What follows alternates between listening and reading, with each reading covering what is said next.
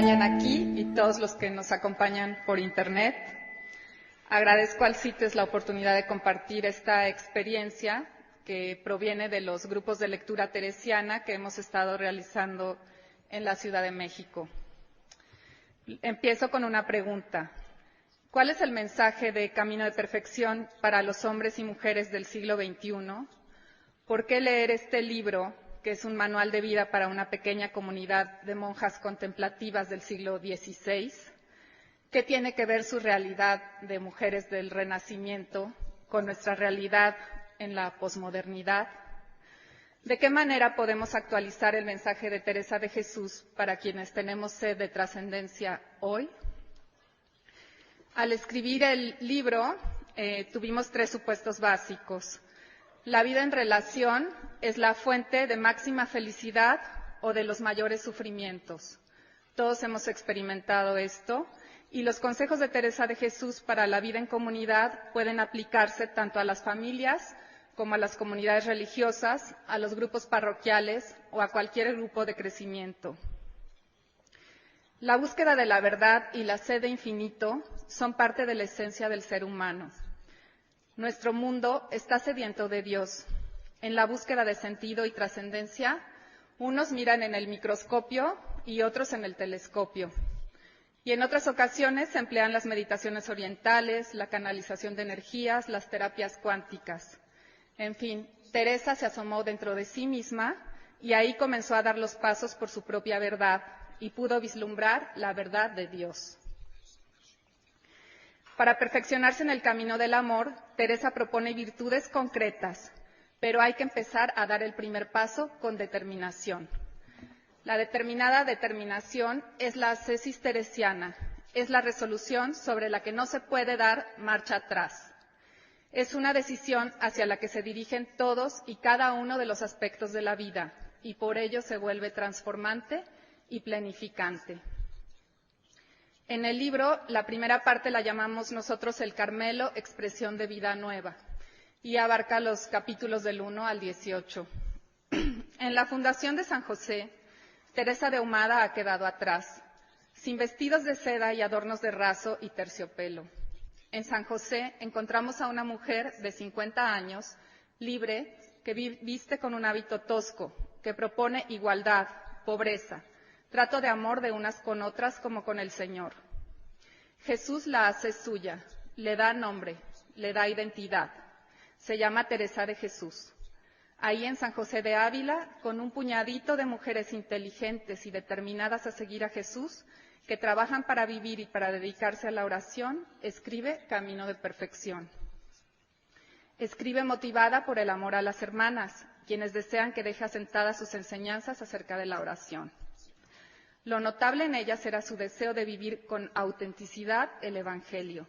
De Santa Teresa aprendieron el diálogo, la apertura a la amistad íntima con Jesús, el esposo. Teresa escribe quitando tiempo al descanso, en un clima extremoso, agachada, en una celda estrecha, pobre, con la luz de una vela.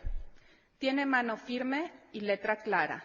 En su interior conoce lo que el Señor quiere, el camino de perfección. Es el legado de Teresa para sus hijas acerca de cómo debe ser la vida nueva en el naciente Carmelo. No tiene en mente otras fundaciones y desea que este monasterio trascienda en el servicio de Dios. Lo visualiza como un castillito de oración por la Iglesia y por el mundo. Era el deseo que la iluminaba. Ha luchado mucho por este ideal, se ha jugado la vida, enfrentándose con la fortaleza que da la confianza en Dios, no solo a los letrados o a las autoridades eclesiásticas que no creían que fuera de Dios, sino también a las autoridades civiles, a la sociedad murmuradora de Ávila, a sus mismas hermanas de la Encarnación que pensaban que era su vanidad y soberbia lo que la guiaba. Sin embargo, desde joven la brújula de la vida de Teresa ha sido la verdad, cuya aguja una y otra vez ha sido atraída por su norte magnético, Dios. En la búsqueda de la verdad ha profundizado en el conocimiento propio, lo que la ha llevado a vivir en humildad, una de las virtudes fundamentales del Evangelio. La búsqueda de la verdad en la oración la ha llevado también a descubrir la verdad sobre lo que es el mundo y sus atractivos pasajeros, así como la inmutabilidad y permanencia de Dios. No solo ha descubierto, sino que ha experimentado a Jesús como camino, verdad y vida. Hay que anotar que Teresa escribe para mejorar la convivencia femenina en un monasterio del siglo XVI. Encerradas en un convento, les pide que trabajen el huerto y todo lo que les ayude a recoger. Evita las rígidas prácticas espirituales. Le interesa más que la orante se conozca con realismo y asuma su verdad. Con la luz de la verdad, comenzará a consignar cuál es la misión de las 13 que viven en clausura y pobreza en el cambiante mundo del siglo XVI, que ha ampliado sus fronteras geográficas e intelectuales, en el que el poder feudal es amenazado por el naciente mercantilismo y el poder de la Iglesia es confrontado por la Reforma protestante. Que sea una mujer mística no quiere decir que viva fuera de la realidad. Por el contrario, es buena observadora y toma decisiones sumamente prácticas. Reconoce que el mundo está regido por una implacable autoridad económica y masculina, en todos los ámbitos, familiar, civil, religioso. Es un mundo en el que la identidad de la mujer está definida por el hombre a quien pertenece. Por ello los conventos estaban llenos de mujeres sin vocación, solteras o viudas que buscaban remediar su vida, encontrar un refugio por haber quedado de alguna manera sin identidad o protección masculina. En la oración, Teresa ha podido experimentarse amada incondicionalmente por Dios y creada a su imagen y semejanza. Esta experiencia modifica de manera radical su forma de relacionarse con el prójimo. Siendo una persona afectiva y sensible a la importancia de la honra, había tenido un buen comienzo cuando joven se determinó a cuidar las espaldas de todas las hermanas de la Encarnación, evitando la murmuración. Pero ahora ya, con madurez humana y espiritual, va más allá. No es suficiente no murmurar, hay que amar incondicionalmente y olvidarse de la negra honra que es motivo de exclusión estamental o por motivos de género o religión. El Nuevo Carmelo es una familia incluyente.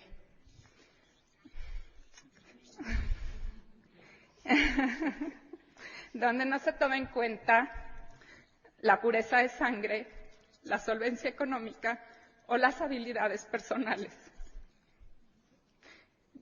Como lo dicen moradas o fundaciones, todos somos hábiles para amar, para incluir, para crear comunidad. Por ello, el amor es uno de los pilares de la oración vida del nuevo monasterio. El Carmelo es una familia de iguales ante Dios, que se enriquece por la diversidad de quienes lo forman. La unidad se da en el trato de amistad con Dios y con los hermanos, no se da por la uniformidad. Cuando una persona se dispone y determina a servir a Dios, Jesús le ayuda a ver su propia vida como historia de salvación y a emplear todo lo que es, sus carencias y sus talentos para servirle. Teresa es una mujer afectiva para quien las relaciones son importantes, tanto que en algún momento la desviaron de la oración y de su vocación. De su necesidad emocional y su habilidad relacional surge la visión de la oración como trato de amistad, lo que la lleva a comprometerse de fondo por medio de un amor creciente que va abarcando cada uno de los aspectos de su vida. Como mencionamos antes, Teresa vive en un mundo en el que la mujer es dependiente completamente del hombre para tener un lugar en la sociedad. La relación de Teresa con Jesús va creciendo de tal manera que Jesús se convierte en el hombre que le da identidad, nombre y misión. A la luz del Evangelio es en la relación de Jesús con las mujeres que descubre vida y paz. Teresa de Ahumada quizá no podría haber salido avante de todos los obstáculos que puso el poder fáctico a su fundación, pero para Teresa de Jesús fue posible. Nuestra santa no es una feminista en el sentido moderno del término, aunque algunos de sus contemporáneos la llamaron una mujer varonil. Para lograr su misión no se enfrentó de manera masculina con las autoridades de su época, sino que usó las estrategias femeninas, la colaboración, la complementariedad que es fecunda, la paz, la capacidad de diálogo y también la elocuencia del silencio que deja hablar a la verdad. Tuvo audacia, pero también astucia. En su retórica usa la ironía, como nos presentó María José Pérez, y no duda en afirmar su pequeñez, en quitarse importancia por su género para establecer argumentos que confrontan a los letrados e inquisidores. Si bien en la literatura cortés de la época, en las novelas que Teresa leyó de joven, el varón es siempre amante y la mujer es amada como un objeto pasivo que con su indiferencia puede hacer sufrir a quien la corteja, en la relación de amor entre Teresa y Dios, ella es amada. Incluso Dios la ha mirado y remirado cuando ella ha sido indiferente a su presencia. Pero la oración la lleva a convertirse también en sujeto amante y está dispuesta a hacer todo lo que pueda por él. Agradar a Dios se convierte en su mayor deseo, en el motivo de su vida. Teresa no es como las damiselas de esas novelas de caballería, un objeto pasivo del amor. Establece con su Señor y amado una relación de mutualidad, de colaboración y compromiso activo, en la que hacer lo poco que puede es hacer todo lo que puede para difundir y actualizar un modo de vida evangélico. Por Jesús y con Jesús, Teresa se convierte en una mujer paradójica. La monja de claustro en camino, andariega, la pobre mujercilla que es capaz de todo por agradar a su amigo divino, la Virgen consagrada que es esposa amantísima, que renuncia a la maternidad y ha dado por 5 siglos a luz incontables hijos espirituales. Teresa de Jesús establece un nuevo modo de convivialidad monástica femenina, encerrada, que por su oración y testimonio trasciende al mundo público. No es la militancia ortodoxa de los jesuitas o la reforma social propuesta por los franciscanos, sino un programa personal de ayuda a cada uno a hacer manifestación de Dios en donde le ha tocado vivir. Como mujer, tiene que enseñar a sus hijas. Es en el seno del hogar en el que se establecerán las bases para la transformación de la sociedad. Teresa es una buena observadora de sí misma y de los demás. En los primeros capítulos de Camino, ayudará a sus lectores a mirar con nuevos ojos la realidad personal y la de la comunidad. Desea que los Carmelos sean casas de oración que reflejen la riqueza de la relación humana propia del trato de aquellos que siguen a Jesucristo. Para ella, la oración es entender verdades. En el trato de amistad con Dios nos conocemos mejor y nos descubre la verdad del mundo y sus engaños. Su propuesta no es intimismo individualista, sino oración que crea comunidad. Su modelo o dechado es Jesús y las virtudes que él vive: pobreza evangélica, humildad y amor. La segunda parte del libro trata de la ascesis teresiana, la determinada determinación, los capítulos 19 al 26. Si bien todo el libro de Camino de Perfección habla de la trama que se teje entre oración y vida, en los capítulos 19 al 26, Santa Teresa anima, motiva y exhorta de múltiples maneras a ponerse en marcha, a comenzar el camino, a salir de lo conocido y a aventurarse en el viaje divino. Para animar al orante comienza por indicarle cuál es la meta, su destino, el cielo. Su propuesta es directa y con un enfoque claro. La vida del orante tiene que orientarse por completo hacia ese objetivo. Es la única manera de llegar. Ella cuenta en el libro de la vida cómo luchó por mucho tiempo entre los deseos de Dios y los deseos del mundo, para finalmente encontrar armonía interior al entregar por completo su voluntad a Dios, el amor que ordena todos los afectos, la verdad que ilumina todos los saberes. Por ello, Teresa ha dedicado los capítulos anteriores a explicar de qué manera fortalecer las virtudes. Ahora es tiempo de caminar, sin temor ni preocupación, sin miedo al fracaso, pues el trabajo del orante es desear crecer en la amistad con Dios y disponerse para ello, confiado en que Dios le dará gracia abundante para ir hacia Él. La ascesis teresiana es la determinada determinación, una resolución firme sobre la que no hay marcha atrás, en la que se juega la vida. Aunque ella ya ha superado las trampas de la honra, quizá fue en ese contexto que aprendió el valor de la palabra dada, de una promesa irrenunciable. El camino de la oración no es el de las penitencias inventadas o los sufrimientos sin sentido, sino el de determinadamente entregar la voluntad a Dios en todo. De esta manera, la práctica de la oración ilumina y abarca todos los instantes y momentos de la vida del orante, quien poco a poco irá experimentando el recogimiento, la quietud, la contemplación. En el mundo de hoy tenemos miedo a los compromisos, pues pensamos que restringen la libertad. La propuesta de Jesús y de Teresa de rendir la voluntad al Padre parece no tener cabida en este mundo posmoderno. Sin embargo, el compromiso con una meta orienta todos los pensamientos, las actitudes y las conductas hacia ese objetivo. Permite tener criterios claros para elegir y priorizar. Ayuda a la persona a dejar de ser movida por sus propios impulsos o por los deseos de otros, para que sea el constructor de su propio destino. Y en el caso de la oración, lo ayuda a ser en plenitud presencia de Dios en el mundo de hoy. Con gran intuición y ayudada por su propia experiencia, Teresa plantea la oración como una relación, por lo que ésta deja de ser un deber extrínseco, pesado y a veces estéril. La oración se convierte así en un deseo intrínseco, personal, de estar con el amigo, lo que aligera los momentos de sequedad, pues lo importante es estar con él para que la oración vida sea fecunda.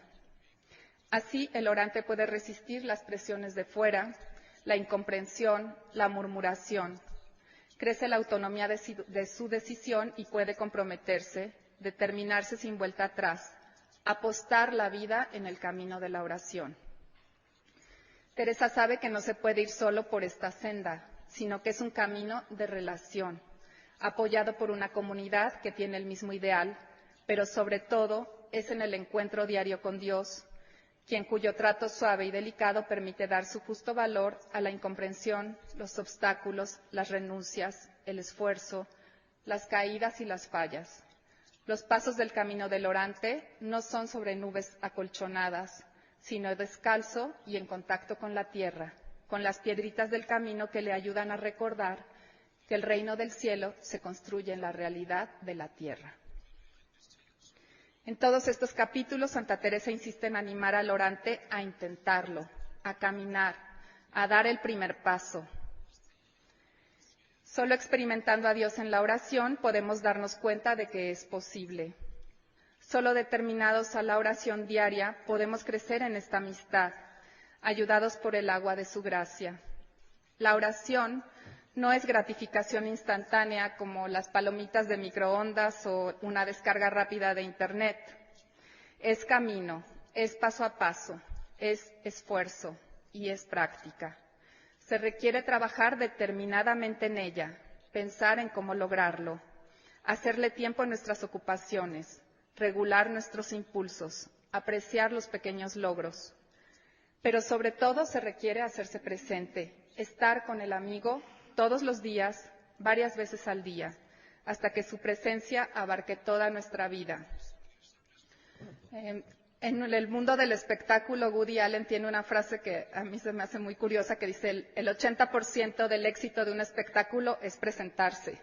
Y yo digo que lo mismo es en la oración, el 80% del éxito es presentarse a la oración. Entonces, la invitación es a presentarnos diariamente, determinadamente, diciendo como Teresa: para ti nací. Para ello, la Santa propone una estrategia: centrar nuestra atención en Jesús. Solo necesitamos mirarlo, nos dice en el capítulo 26. Así podremos crecer en intimidad y cercanía con Él. Frente a sus ojos podremos orientar nuestra búsqueda de la verdad. En su presencia nos animaremos a perseverar en el conocimiento propio, sabiéndonos amados incondicionalmente. Santa Teresa habla de lo que ha vivido y este consejo muestra su gran inteligencia social y su habilidad para las relaciones humanas y divinas. Los estudiosos de la comunicación no verbal afirman que cuando existe contacto visual entre dos personas, se intensifica la intimidad. Por ello, de acuerdo a las diferentes culturas o jerarquías, se nos enseña a mirar de una o de otra manera. Al Dios del Antiguo Testamento no era posible mirarlo. Él podía verlo todo y el hombre no podía más que bajar los ojos ante su presencia. Cuando dos personas se miran mutuamente, se sienten expuestas a que el otro conozca sus emociones, su estado de ánimo. Se permiten de alguna manera ser vulnerables ante su interlocutor. Cuando se quiere establecer distancia o evitar la intimidad, lo único que se tiene que hacer es evitar la mirada. La tercera parte de nuestro libro se refiere a la glosa que hace Teresa del Padre Nuestro y la llamamos Amados profundamente por el Padre. Con Jesús el Maestro, el orante ha aprendido el verdadero sentido de ser hermano, de construir fraternidad. Como lo dice Teresa, las señales del amor no pueden ocultarse. Y hay un dicho que a mí me encanta que dice que el amor, el dinero y la tos no se pueden ocultar. Y así también Teresa, ¿no? Bueno, quien se determina para avanzar por el camino de la oración optará por el bien, por la alegría, el perdón, con apego a la humildad, verdad, paciente con sus procesos de crecimiento o los de sus hermanos, pero siempre apresurando los pasos al servicio del amor.